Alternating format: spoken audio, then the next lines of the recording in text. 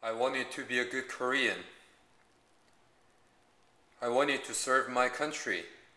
I couldn't wait to fight for justice. In the 1980s, Korea had been in a state of disorder since the military regime launched.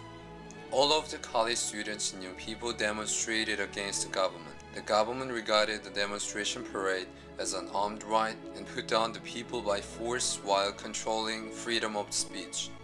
Many people bled to death by strong suppression of the government, and journalists could not report what was happening. In this confusion, Mr. Lee decided not to yield under pressure and to inform the public of the truth.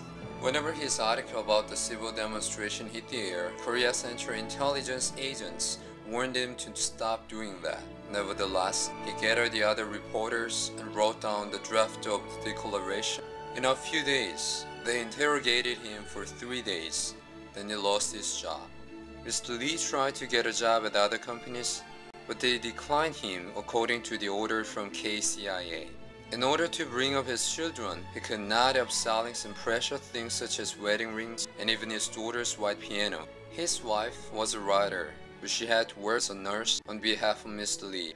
And 5 years later, the dictator of the military regime resigned his presidential position. All of the journalists who lost their job were honored and returned to their company. Mr. Lee also could work as a journalist at the broadcasting station.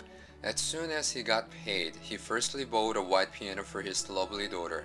He had spent most of time as an anchorman of the main news program and managing director of one of 3 major broadcasting stations in Korea.